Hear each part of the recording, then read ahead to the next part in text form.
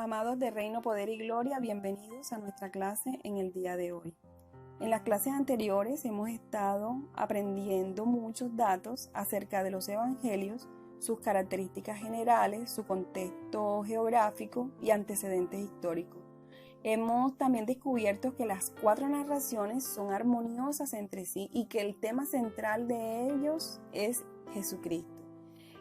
Que su contenido tiene una estructura y un contenido similar, pero que cada uno es singular porque cada escritor registró la historia de Jesús en su manera muy particular. Todos los evangelios tienen el mismo patrón básico en el desenvolvimiento de la historia de Cristo, pero Mateo, Marcos y Lucas se parecen más entre sí. Examinaremos la relación especial que existe entre Mateo, Marcos y Lucas primero, y luego miraremos Mateo y Marcos por separado. Observaremos la manera distintiva en que cada uno presenta a la persona de Jesús y su ministerio. Estos 3 evangelios presentan o narran la historia de la vida de Jesús casi de la misma manera y en algunas partes hasta con las mismas palabras. Por eso a estos evangelios se les llama sinópticos. Palabra griega que significa ver junto, y hace referencia a estos 3 de los 4 evangelios canónicos debido a su afinidad y a sus semejanzas en cuanto al orden de la narración y también en cuanto al contenido. Pero tenemos que tener muy claro y tenerlo muy presente que los evangelios no son copias unos de otros, ya que se resaltan entre ellos ciertas diferencias cuando se comparan cuidadosamente en su contenido. Podemos considerar algunos datos muy interesantes. Por ejemplo, que Mateo y Lucas incluyen casi todo el material de Marcos. Mateo y Lucas tienen en común 200 versos que no se hallan en Marcos. Una tercera parte de Mateo le es particular solo al libro de Mateo y la mitad de Lucas le es particular solo al libro de Lucas. Entonces, hay varias explicaciones para considerar estas diferencias. Algunas de ellas y las más aceptables vamos a presentarlas a continuación. En primera instancia tenemos que desde el principio ya existía una compilación de material histórico acerca de la vida de Cristo. A este material acerca de la vida de Cristo se le llamaba querigma. Este material era el mensaje central proclamado por los apóstoles. Querigma es entonces la afirmación que se hace acerca de quién es Jesús. Jesús, al leer al profeta Isaías en la sinagoga, ¿se acuerdan? Se identificó a sí mismo como al Mesías del cual hablaba el profeta en su escrito. La afirmación que hace Jesús en ese momento es conocida como querigma o anuncio de la buena nueva y constituye la base de la prédica para sus seguidores, es decir, para nosotros. Lo fue para los apóstoles y ahora para nosotros. Querigma viene del griego y significa anuncio o proclamación y tiene su raíz relacionada con los emisarios o mensajeros reales, a los que se les llamaba querits. Estos hombres recorrían los reinos proclamando las noticias relacionadas con la vida palaciega, es decir, con la vida del palacio. Esos eran los WhatsApp de ese momento. No había otra manera de comunicar o de extender las noticias por el reino. Entonces, en la tradición cristiana, la palabra querigma se volvió sinónimo del primer anuncio de las verdades de la fe, que eran anunciadas por los querits, es decir, por los apóstoles, por los discípulos, por las personas que iban de lugar en lugar predicando las buenas nuevas del evangelio, es decir, que ahora los querits somos nosotros. Los discípulos tras la muerte de Jesús salieron por todas las ciudades y los poblados anunciando el querigma del reino de los cielos, el querigma del reino de Dios, que en las escrituras se resume: Jesús de Nazaret murió, resucitó y fue exaltado a la derecha del Dios Padre. Esta afirmación es el centro de la fe cristiana. El querigma cristiano consiste en la presentación de Jesús con sus 3 títulos: como Salvador, como Señor y como Mesías.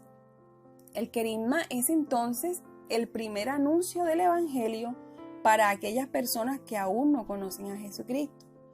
Todos los que desean seguir a Cristo pasan o deben pasar necesariamente por el anuncio del primer mensaje de fe, que es acerca de Jesucristo, por el despertar del amor a Jesucristo. Esta buena noticia revela el amor de Dios por la humanidad. Es la entrega de Jesús, el Hijo de Dios, en la cruz. La verdadera evangelización empieza o debe empezar por el querigma, que es lo que le da vida nueva a la gente, es la experiencia inicial de fe, es la buena nueva, es el poder del Espíritu Santo.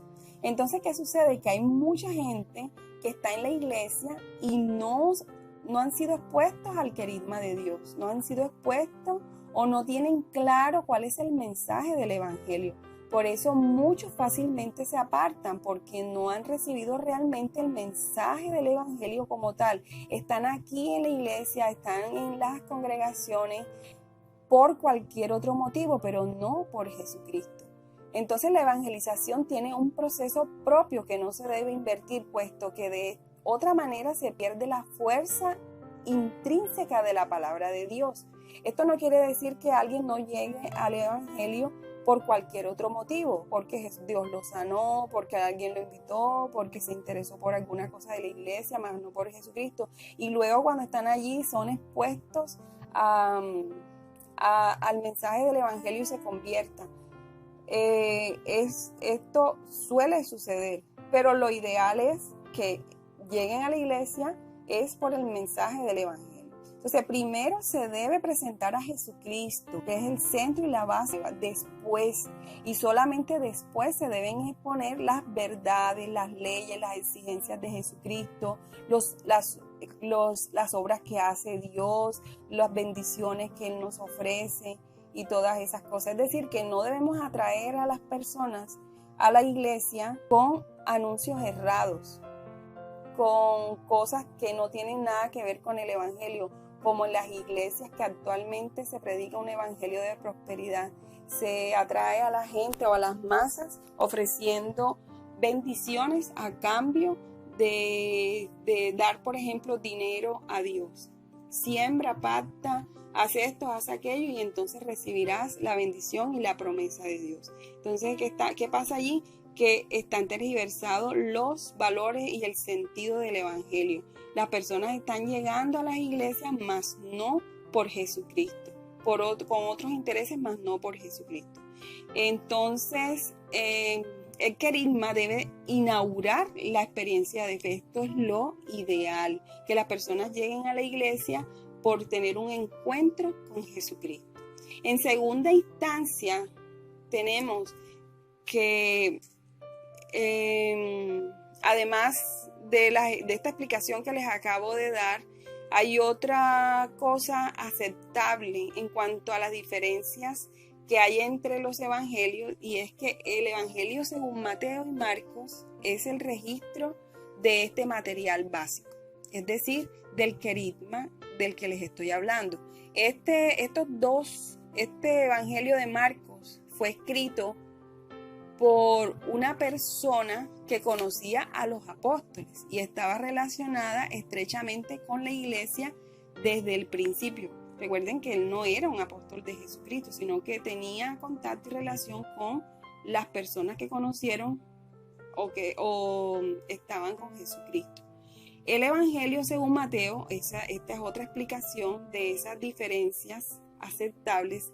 El Evangelio según Mateo incluye este material básico, es decir, el querigma, y le agregó las notas que tomó de las enseñanzas de Jesús, las cuales arregló de acuerdo con el propósito por el cual Dios le permitió escribirlo así, también como otro material que no mencionan los otros evangelios.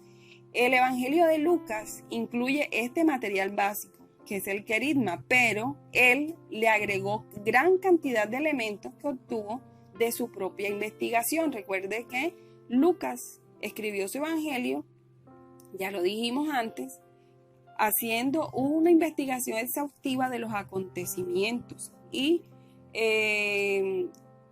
obteniendo estos relatos de personas que estuvieron de primera mano con Jesús. Parte de ese material lo constituyen, o sea, el material de Lucas lo constituyen parábolas, milagros no registrados ni por Mateo ni por Marcos. Probablemente Lucas obtuvo su información directamente de las personas que habían oído enseñar a Jesús, como les acabo de decir, y habían experimentado sus milagros. Y lo más importante de todo, también se debe recordar que los autores de los relatos fueron inspirados por el Espíritu Santo, y creo que esto es lo más importante que tenemos que mencionar. Ellos hicieron o tomaron sus decisiones acerca de lo que debían o no debían incluir en su forma, en el arreglo, en la construcción literaria, en todo, bajo la dirección del Espíritu Santo. El Espíritu Santo fue quien los guió a escribir o no escribir lo que está contenido en los libros. Sabemos con certeza que los registros históricos con los que contamos son los que Dios deseaba y desea que nosotros tuviéramos. Hay muchos escritos alternos, paralelos a la palabra de Dios, pero los libros que están escritos en la palabra de Dios son los que Dios determinó o deseó en su corazón que nosotros tuviéramos. Entonces hay personas que le dan importancia y valor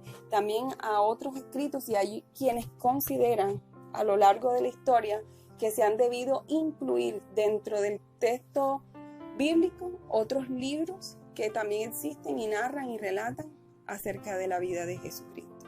Pero nosotros consideramos esto que acabo de decir, que Dios es el que ha guiado la construcción del libro máximo en el que nosotros creemos que es la palabra de Dios. Mis amados, que el Señor les bendiga, que el Señor les guarde, y en nuestra próxima clase, como les mencioné al principio, estaremos considerando por separado los libros de Mateo, Marcos y Lucas. Que Dios les bendiga.